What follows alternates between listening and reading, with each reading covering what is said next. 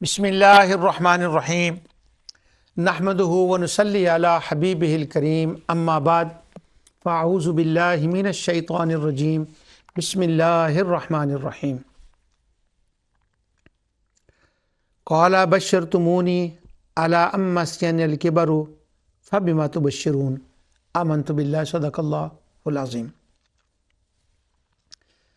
Programme ازالہ شبہات میں آپ کی خدمت میں حاضر ہوں اور اس وقت پروگرام عقیدہ آخرت پر گفتگو میں کر رہا ہوں، اور عقیدہ آخرت کے بارے میں پچھلے پروگرام میں بات یہاں سے شروع ہوئی تھی کہ قرآن کریم کے اندر حق کا لفظ جو آتا ہے، بالحق الحق، اس کا معنی اس کے مقابل میں لفظ ہوتا ہے لعب، لہو، باطل۔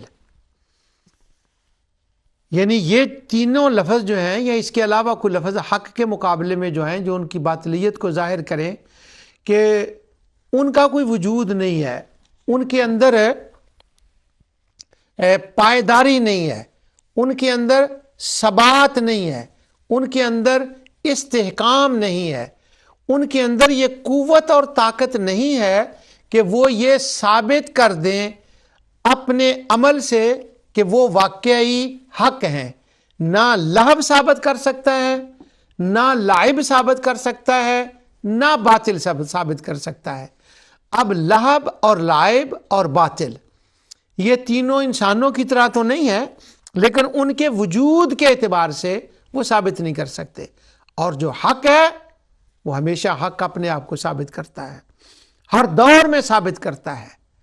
اللہ تعالیٰ ہر دور میں ایسے لوگوں کو پیدا فرماتا ہے کہ جو حق کی حقیقت کو بیان کر کے ثابت کریں، اور ہمارے دور میں تو قریب زمانے میں آج سے کچھ 100 سال 200 سال سے لے کر ہمارے زمانے میں تو یہ حد ہو گئی ہے کہ اس حق کو پروف کرنے کے لیے اللہ سبحانہ و تعالیٰ نے جو مغربی ممالک کے لوگ ہیں جنہوں نے قرآن پڑھا ہے، انہوں نے اتنے دلائل اس کے حق ہونے کے اکٹھے کر دیے ہیں کہ حیرت زدہ بندہ رہ جاتا ہے۔ اب ہمارا وہ چونکہ ایشین علاقہ ہے عربوں کا، اور ہم ایشیا میں ہیں، مشرق میں ہیں، ہم مشرقی لوگ ہیں، مگر ہم نے اپنے اعتبار سے، اپنی تہذیب کے اعتبار سے ان چیزوں کو دیکھا ہے۔ اب مغرب والوں نے اور چیزوں سے دیکھا۔ میں نے پچھلے پروگرام میں بھی کہا تھا کہ یہ جو چیزیں بعض جن کی طرف میں اشارہ کر رہا ہوں یہ کچھ اب اجنبی سی شاید کسی کو لگے، لیکن 15-20 سال کے بعد، 30 سال کے بعد اجنبی نہیں رہیں گی، 100 سال کے بعد اجنبی نہیں رہیں گی۔ جو مفسرین قرآن کی تفسیر لکھیں گے، مغرب والوں نے، جو سائیکالوجسٹوں نے، جو آرکیالوجسٹوں نے، ایمبریالوجی والوں نے جو دلائل فراہم کیے ہیں اللہ کے حق ہونے کے بارے میں، مصطفیٰ کے حق ہونے کے بارے میں، قرآن کے حق ہونے کے بارے میں، اور قرآن کے خاص کر کے جو دلائل ہیں کہ یہ حق ہے، تو قرآن کا حق ہونا یہ ثابت کرتا ہے کہ اس کا نازل کرنے والا حق ہے، جس پر یہ نازل ہوا ہے وہ حق ہے۔ جو مغربی لوگ اس وقت اس پر کام کر رہے ہیں، یہ تفاسیروں کے اندر روایتیں آ جائیں گی۔ اب یہ مثلا جیسے ہم تفاسیر میں پڑھتے ہیں، قتاد نے یہ کہا، ضحاک نے یہ کہا، فلاں نے اس نے کہا، وہ ہم جو تبع تابعین کے مفسرین ہیں ان کے ہم نام لیتے ہیں، اور ان ناموں کے اندر ایک روب بھی ہوتا ہے، اور ہمارے مدرسہ سسٹم کے اندر تو ایک بڑی پاورفل ان کی جان ہوتی ہے۔ ہاں جی وہ یہ اس نے فلاں نے یہ اس کی یہ تفسیر کی ہے، بس وہ بات ختم۔ اگر وہ فلاں نے کی ہے تو بات ختم ہوگی، لیکن اب معاملہ اور ہے۔ اب یہ بات میں نے اس لیے کی کہ سیدنا ابراہیم علیہ السلام کا میں پڑھنے لگا ہوں، مگر وہ ابراہیم علیہ السلام کا جو ہے اس کے اوپر آرکیالوجسٹوں نے جو کچھ لکھا ہے یہ تو آنے والی تفسیروں میں آ جائے گا، اور یہ باتیں اجنبی باتیں نہیں رہیں گی۔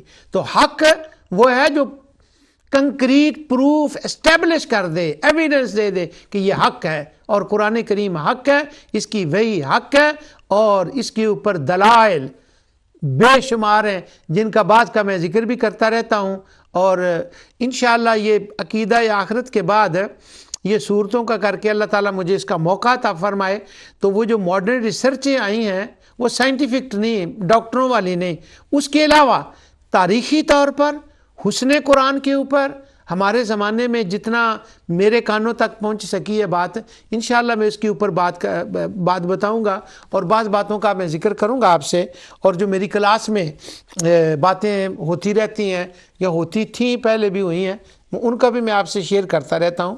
اچھا، اب یہاں ابراہیم علیہ السلام کا جو ذکر ہے، اتفاق یہ ہے کہ میں یہ ہمارا نور ٹی وی جو ہے ماشاءاللہ یہ برمنگھم میں ہے، اور برمنگھم کے قریب ایک چھوٹی سی گاؤں کہہ لیں، میں گاؤں اس لیے کہہ رہا ہوں کہ یہ نور ٹی وی پوری دنیا میں جاتا ہے، اب ساری دنیا والسل کو تو نہیں جانتی، یہاں قریب ہے، وہ برمنگھم کا ایک بار کا کنٹری سائڈ والسل ایریا ہے، تو وہ والسل کا کوئی بندہ تھا، مسٹر مارٹن اس کا نام تھا، گورا، اس نے آرکیالوجسٹوں سے کہا تھا، اس نے فنڈ کیا تھا اس کے لیے کہ یہ چیزیں تم نے تلاش کرنی ہے اور دھیان کرنا ہے، اور اللہ کی شان کہ وہ حضرت ابراہیم علیہ السلام کے لیے جو کچھ قرآن میں بیان ہوا ہے وہ آرکیالوجسٹوں نے اس کو ڈھونڈ نکالا، اور وہ جب ریسرچ ہوئی عراق کے اندر، وہی چیزیں آرکیالوجسٹوں نے ظاہر کی جو سیدنا ابراہیم علیہ السلام کے بارے میں قرآن کریم نے بیان فرمائی ہیں۔ یہ ایک نوٹ اس کا نوٹ تھا میرے پاس کہ اللہ تعالیٰ کی قدرت کے بارے میں امام رازی کہتے ہیں کہ جو معجزہ ہوتا ہے یہ بھی اللہ تعالیٰ کی قدرت کا ہی ظہور ہوتا ہے، اور اللہ تعالیٰ بتاتا ہے کہ میں عاجز نہیں ہوں، اور وہ ثابت ہو جاتا ہے، وہ حق ثابت ہو جاتا ہے اس سے۔ اب آ جائیں حضرت ابراہیم علیہ السلام کی بات کی طرف، کہ جو حضرت ابراہیم علیہ السلام ہیں ان کا ذکر سورہ ہجر کے اندر آتا ہے۔ تو حضرت ابراہیم علیہ السلام کا، اللہ اکبر، میرے خیال یہ پیج ہی میں سے ہو گیا، حضرت ابراہیم علیہ السلام کا ذکر سورہ ہجر کے اندر آتا ہے کہ ان کے ہاں ملائکہ آتے ہیں، پورا پیج میں سے ہو گیا یہاں پر، اچھا، ان کے پاس آتے ہیں ملائکہ بیٹے کی خوشخبری دینے کے لیے۔ تو وہ سورہ ہجر میں وہاں پر جو آتا ہے واقعہ، جی اللہ تعالیٰ فرماتا ہے اِذ دخلوا علیہ فقالوا سلاما، اِذ دخلوا علیہ فقالوا سلاما قال انا منکم وجلون، وہ آئے اور انہوں نے ابراہیم علیہ السلام سے سلام کہا۔ آگے بات ہوتی ہے تو وہ کہتے ہیں، انہوں نے کہا کہ ہم نہ تجھے آئے ہیں بغلام علیم، ایک جو بیٹا ہے نا اس کی خبر دینے کے لیے تمہارے پاس ہم آئے ہیں، ابراہیم علیہ السلام سے وہ کہتے ہیں۔ اب وہ ہیں فرشتے، تو جب انہوں نے کہا نا بیٹے کی خوشخبری دینے کے لیے تمہارے پاس آئے ہیں،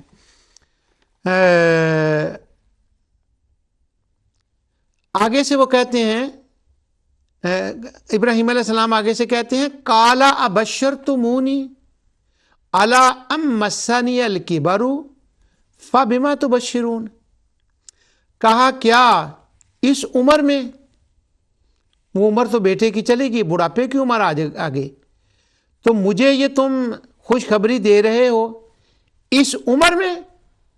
اچھا، یہاں پر فبما تبشرون ہے، اس کو کہتے ہیں ایک سوالیہ انداز، اور سوالیہ انداز دو طرح کا ہوتا ہے، ایک ہوتا ہے لاڈ اور ناز کے انداز میں سوال کیا جائے، مزہ لینے کے لیے وہ سوال کیا جائے، انگلش میں بھی ہوتا ہے، ہماری زبان میں ہوتا ہے، وہ کہہ دیا جاتا ہے کہ آپ ون ہو گئے ہیں، مثلا امتحان میں ایک بچہ کامیاب ہوتا ہے تو کہتے ہیں یو پاس دا ٹیسٹ، تم کامیاب ہو گئے، تو وہ کہتے اچھا یہ ایک مزہ ہوتا ہے، یہ ایک لینگویج ہوتی ہے، وہ کہتا ہے میں پاس ہو گیا ہوں، تمہارے نام کا یہ نکل آیا عمرے کے لیے جانا ہے، اور تمہارا یہ قرآن اندازی میں نام آ گیا ہے، تو وہ محبت برے انداز میں سوال کرتا ہے، میرا نام اب اعلان تو ہو گیا ہے کہ تیرا نام ہے، تو پھر تو پوچھ رہا ہے کہ میرا نام۔ اب ایک جو جاہل آدمی ہے نا، وہ اس کو کہے گا اعلان ہو گیا مائک پر، تمہارا وہ نعت خوانی کی محفل تھی، وہ عمرے کے ٹکٹ نکلنے تھے، تمہارا ٹکٹ نکلا ہے عمرے کے لیے، تو نے جانا ہے، اور کیا تمہارا تو تم کہہ رہا ہے کہ میرا۔ لیکن جو سمجھدار بندہ ہے نا وہ کہے گا نہیں، اس نے مائکرو فون سپیکر سے سنا ہے، اس کو پتہ ہے پر یہ ایک انداز ہے اچھلنے کودنے کا، خوش ہونے کا، میرا نام نکل آیا، میں پاس ہو گیا. یعنی اس وقت وہ دنیا اور ہو جاتی ہے. اب بڑھاپے کی عمر ہے، ابراہیم علیہ السلام کے پاس آتے ہیں تو وہ کہتے ہیں ہم بیٹے کی خوشخبری دینے کے لیے آئے ہیں. تو آگے سے وہ کہتے ہیں کالا ابشرتمونی، میرے لیے بیٹے. یعنی آپ اس لہجے میں رکھیں. یہ میں کیوں کہہ رہا ہوں اس کا میں سبب آگے جا کر بتاتا ہوں کہ یہ میں اتنی کیوں جو ہے نا ایفرٹ کیوں میک کر رہا ہوں اس کے اوپر. وہ کہتے ہیں میرے لیے، میں تو بوڑھا، فبما تبشرون، مجھے تم خوشخبری دے رہے ہو. آگے سے وہ کہتے ہیں قالوا بشرناک بالحق فلا تکن من القانتین. اب انہوں نے یہاں لفظ حق استعمال کیا ہے. کہتے ہیں کہ یہ خوشخبری سچی خوشخبری ہے، حق کا خوشخبری ہے. اب یہاں پر جو حق کا لفظ آیا ہے نا، اس کے اوپر دلیل ہے. وہ دلیل کیا ہے؟ انہوں نے جب کہا نا کہ میرے ہاں بیٹا، تو وہ کہتے ہیں کہ ہاں تیرے ہاں ہی بیٹا ہوگا. اب وہ جب بیٹا ہو گیا تو ان کی خوشخبری اسٹیبلش ہوگی، کنکریٹ پروف جو ہے نا وہ ان کے سامنے آ گیا. اس لیے یہاں پر حق کا لفظ آیا ہے. تو میں نے حق کے لیے وہ پڑھ کر سنایا تھا کہ حق کہتے اسے ہیں کہ جس کے اوپر ایک حصی دلیل جو ہے نا وہ قائم ہو جائے، اس کو کہتے ہیں وہ حق، وہ حقی گھوڑا. احتقل فرس دمرها حضولان، وہ میں نے کہ اس کے اوپر حقی گھوڑا، حقی اونٹ، حقی فلانا، وہ جتنے حقی ہیں نا، وہ جتنے لغت والے کہتے ہیں وہ پروف ہو. تو یہاں پر ابراہیم علیہ السلام کے لیے جب بیٹا پیدا ہوا، ظاہر ہو گیا، اسحاق علیہ السلام پیدا ہو گئے، حالانکہ وہ ظاہری سرکمسٹانسز نہیں تھے. تو انہوں نے کہا، اس لیے انہوں نے کہا کہ سرکمسٹانسز نہیں ہیں بیٹے پیدا ہونے کے عمر کے اعتبار سے، مگر جب بیٹا پیدا ہوگا تو ہماری خبر جو ہے نا اس کے سچے ہونے کا ثبوت جو ہے نا وہ مل جائے گا. اب میں نے اس کے اوپر اتنا زور کیوں دیا؟ وہ زور اس لیے دیا کہ بعض لوگ ایک غلط مثال دیتے ہیں. آج کل وہ ایک بات چلی ہوئی تھی کہ نبی اکرم نور مجسم صلی اللہ علیہ وسلم کے بارے میں وہ ایک کتاب ہے، بڑی کتاب ہے. وہ بڑے بندے بھی غلطیاں کرتے ہیں، چھوٹے بھی غلطی کرتے ہیں، معصوم انبیاء کی ذوات ہوتی ہیں بس. باقی جو بعد کے متاخرین ہوتے ہیں، بنو عباس یا بنو امیہ کے ٹائم کے لوگ جو صحابہ تابعین کے بھی بعد، ان کی تو پھر اور چانس بڑھ جاتے ہیں. اور خصوصی طور پر غلطی کا امکان کہ اگر آپ کسی سے انفارمیشن لے کر کچھ لکھ رہے ہوں تو وہ خطا ہو جاتی ہے. تو وہ ایک کسی کتاب میں بڑی میں آتا ہے کہ اس پر تو ماشاءاللہ اب کافی حوالہ جات جمع ہو گئے ہیں اور اس کے اوپر تو بڑے بیانات بھی آ گئے ہیں کہ نبی کریم صلی اللہ علیہ وسلم نے نعوذ باللہ نقل کفر نباشد کسی بات سے تنگ آ کر اپنے آپ کو مارنے کا، خودکشی کرنے کا خیال پیدا کر لیا. لا حول ولا قوت الا باللہ العلی العظیم. اب مسلم ورلڈ میں اس کے اوپر کیا ہوتا ہے، وہ کسی اگلے پروگرام میں نا وہ لاؤں گا الفاظ کہ جن کے اندر ہے، پھر میں اس کے اوپر بتاؤں گا اور اپنے واقعات بھی بتاؤں گا کہ مغربی دنیا کے اندر یا کسی جگہ بھی اس کا کیا واقعات ہوتے ہیں اس کے لیے. اچھا، تو وہ واقعہ کہ وہ ٹھیک نہیں ہے کہ نبی کریم صلی اللہ علیہ وسلم نے ایسا نہیں کیا. تو کسی نے کہا کہ ہاں نعوذ باللہ وہ روایت صحیح ہے، کیونکہ نبی کو ایسا کچھ لاحق ہو سکتا ہے، کیونکہ ابراہیم علیہ السلام کے پاس جب ملائکہ آئے تھے تو انہوں نے کہا تھا بیٹا ہوگا، تو ان کو بھی کچھ خطرہ سا لاحق ہو گیا تھا کہ پتہ نہیں بیٹا ہو کہ نہ ہو. قدرت خداوندی پر ان کو بھی شک ہونے لگا تھا. لا حول ولا قوت الا باللہ العلی العظیم. تو اس لیے میں نے یہ کہا کہ حضرت سیدہ مریم جب ان کو خوشخبری دی گئی تو وہ ایک ہیوی خوشخبری تھی، اور اسی بات کے لیے ان کو پیدا کیا گیا تھا.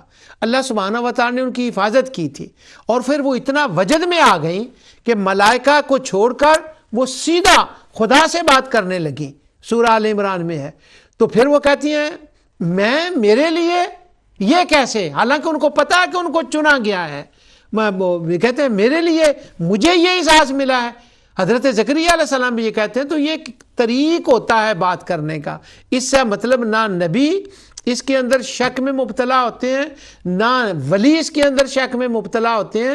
یہ ایک ہر زبان کے بات کرنے کا ایک سٹائل ہوتا ہے. آگے دیکھیں حق کا لفظ. سیدنا ابراہیم علیہ السلام کے بعد سیدنا یوسف علیہ السلام، وہ کیا ہے؟ وَرَفَعَ أَبَوَيْهِ عَلَى الْعَرْشِ وَخَرُّوا لَهُ سُجَّدًا وَقَالَ يَا أَبَتِ هَذَا تَأْوِيلُ رُؤْيَايَ مِن قَبْلُ قَدْ جَعَلَهَا رَبِّي حَقًّا. لفظ دیکھیں کہاں کہاں چن چن کے کیسے موتی پروئے گئے ہیں. بس ویسٹرن لوگ اسی پہ کام کر رہے ہیں، اور وہ ڈاکٹر موریس بکائی نے بھی اس پر بہت کام کیا ہے. یہاں پر وہ لفظ ہے. سیدنا یوسف علیہ السلام تخت پر بیٹھتے ہیں مصر کے اندر. ان کے والدین ان سے ملنے آتے ہیں. تو سیدنا یوسف علیہ السلام کو بچپن میں جو خواب آیا تھا، اب اس خواب کو خوشی سے بتانا چاہتے ہیں حضرت یوسف علیہ السلام تخت میں بیٹھ کر، اور اپنے بھائیوں کو اور خاص کر اپنے ماں باپ کو بتانا چاہتے ہیں کہ وہ خواب جو میں نے بچپن میں دیکھا تھا وہ حق ہے اور وہ سچ ہے. وہاں پر سورہ یوسف کے شروع میں وہ جو آیت آتی ہے وَكَذَلِكَ يَجْتَبِيكَ رَبُّكَ وَيُعَلِّمُكَ مِن تَأْوِيلِ الْأَحَادِيثِ وَيُتِمُّ نِعْمَتَهُ عَلَيْكَ وَعَلَىٰ آلِ يَعْقُوبَ. یہ اس کی تعبیر بتائی گئی تھی. یعقوب علیہ السلام نے ان کی تعبیر بتائی. اب وہ جو ان کو خواب آیا تھا نا، تو وہ خواب بتانا چاہتے ہیں. وہ کہتے ہیں ابا جان، دیکھیں حق کا لفظ وہ کہاں لائے ہیں. کہتے ہیں ابا جان، جو خواب میں نے اس وقت دیکھا تھا، اس وقت تو وہ خواب تھا. اب کنکریٹ پروف ایویڈنس اسٹیبلش کیسے ہوتا ہے؟ تو وہ کہتے ہیں تب تو وہ خواب تھا، لیکن کیا اب یہ اس کے حق ہونے کا ثبوت نہیں ہے کہ میں تخت پر بیٹھا ہوں اور مجھے قوت اور طاقت مل گئی ہے، اور اس وقت مصر میں بادشاہ کے بعد سب سے زیادہ اختیارات میرے پاس ہیں. اور یہ دیکھیں، یہی تو اس خواب کا مطلب تھا، یہی تو ابا جی آپ نے اس وقت اس کی تعبیر دی تھی، اس کی وجہ سے تو میں یہاں ہوں. یعنی میرا تخت پر بیٹھنا یہ حق ہے، اور یہ حق ثابت ہو گیا ہے. جیسے وہ حق الرمیہ، تیر مارا، اس نے اس کو ڈھیر کر دیا. وہ تیر کا اس جگہ پہ جا کے لگ جانا، وہ تیر رمیہ جو تیر تھا، اس کا صرف حق ہونا صرف اس وجہ سے نہیں تھا کہ بس کہہ دیا، نہیں، اس نے شکار کر کے دکھایا تو کہا یہ حق ہے. اسی طرح یوسف علیہ السلام نے فرمایا وہ جو آپ مجھے خواب آیا تھا، آپ نے جو تعبیر اس کی بتائی تھی کہ میں یہ کروں گا، اب یہ دیکھیں کہ یہ فزیکلی حصی طور پر یہ کام ہو گیا. اب میرے خواب کی اور آپ کے وہ تعبیر کی جو تعبیر سامنے آ گئی ہے، قد جعلھا ربی حقا، میرے رب نے میرے خواب کو اور آپ کی تعبیر کو کتنا سچا ثابت کر دیا ہے. سبحان اللہ. دیکھیں کہاں حق کا لفظ آیا. اس لیے وہ قرآن کریم جو ہے نا، وہ میں دل چاہتا ہے کہ میں بار بار اسے جو ہے نا وہ پڑھوں اس چیز کو، کہ وہ جو آیا تھا کہ قرآن لام وہ الفاظ تھے لا منتہی عجائب القرآن، قرآن کے عجائب ختم نہیں ہوتے. یہ قرآن کا معجزہ ہے، یہ اس کا اعجاز ہے. ایک لفظ کو جو کثرت کے ساتھ قرآن میں استعمال ہوتے ہیں، ایک لفظ کو آپ لے کر بیٹھ جائیں، ایک لفظ کو دیکھیں اور پھر ان آیات میں دیکھیں کس حسین انداز سے اس کا ہار بنایا گیا ہے، کس حسین انداز سے اس کو پرویا گیا ہے. اب یہ جو الفاظ ہیں حق کے، سبحان اللہ، کس انداز سے یہاں ہیں. اب وہ حق کی ساری آیتیں تو ہیں، وہ میں نے تلاوت نہیں کر سکتا. آقا دو جہاں صلی اللہ علیہ وسلم کے لیے حق کا لفظ، رسول حق. واہ. ابراہیم علیہ السلام، یوسف علیہ السلام، دیگر انبیاء کے لیے یہ میں نے نا اشارے دے رہا ہوں.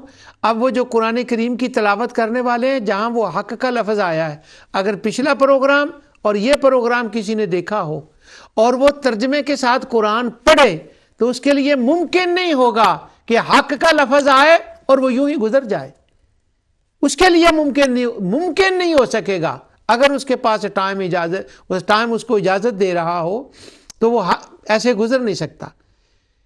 رسول اللہ صلی اللہ علیہ وسلم کی حق کے لفظ آیا ہے سورت آل عمران کے اندر، وَشَهِدُوا أَنَّ الرَّسُولَ حق. رسول اللہ صلی اللہ علیہ وسلم کی ذات مبارکہ حق ہے، کیونکہ راضی کے بقول، امام راضی کے بقول، اللہ تعالیٰ نے آپ صلی اللہ علیہ وسلم کو معجزات اس کثرت سے عطا فرمائے کہ آپ کی ذات ثابت ہو گئی. یہ اللہ کے رسول ہیں اور یہ حق ہیں، اور اہل کتاب کی کتابوں میں جو کچھ ان کے لیے کہ لکھا تھا رسول اللہ صلی اللہ علیہ وسلم نے وہی فرمایا، وہی کیا، وہی کامیابیاں ہوئیں. بلکہ جو کچھ سابقہ کے انبیاء علیہ السلام نے کہا تھا، جو کچھ ان کی کتابوں میں تحریف سے قبل اور تحریف کے باوجود ان میں ثابت تھا، وہ سوا ثابت ہو گیا. اس بات نے ثابت کر دیا وَشَاهِدُوا أَنَّ الرَّسُولَ حق. یہ کنکریٹ پروف ہو گیا. جب میں نے ابتدا میں یہ بات کی تھی تو مجھے یہ خیال آ رہا تھا کہ وہاں تک پہنچنے میں اس وقت تک یہ ذہن میں خیال کسی کے رہ سکتا ہے کہ حق کا کیا اسٹیبلش پروف کیسے ہو سکتا ہے، وہ تو ایک اور بات ہے. نہیں، اس وقت بھی اور آج بھی، اور یہاں رسول اللہ صلی اللہ علیہ وسلم کو حق کہا گیا ہے. اب میں یہاں پر تھوڑی دیر آپ کی توجہ جو ہے نا اس طرف دلانا چاہتا ہوں. سورہ آل عمران ہے. سورہ آل عمران شروع ہوتی ہے، اور آل عمران کے شروع میں ایک آیت آتی ہے جس کو بہت دفعہ مجھے گوروں نے کہا کہ یہ تو آؤٹ آف کنٹیکسٹ ہے، is not make sense at all. یہاں پر اس آیت کو نہیں ہونا چاہیے تھا. وہ کہتے ہیں somebody make a mistake، نعوذ باللہ. وہ کہتے ہیں somebody made a mistake to write it down.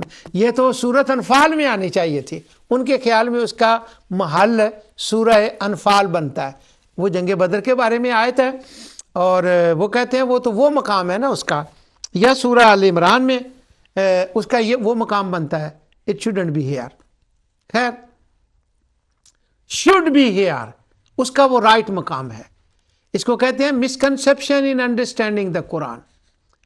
وہ لیسلی ہیزلٹن نے بھی یہ بات کی ہے، حالانکہ وہ کہتی ہے میں دہریہ ہوں، نسلاً وہ یہود میں سے ہے، اور قرآن کریم کے اندر جو اس کے کلپ آ رہے ہیں وہ دیکھیں ذرا کہ کیسے وہ مجبور ہوتی ہے اور لوگوں کو مجبور کرتی ہے کہ قرآن حق ہے. پھر اس سے انٹرویو ہوتے ہیں کہ تو پھر کلمہ کیوں نہیں پڑھا، پھر اس کے وہ جوابات دیتی ہے کیا ہے مسئلہ.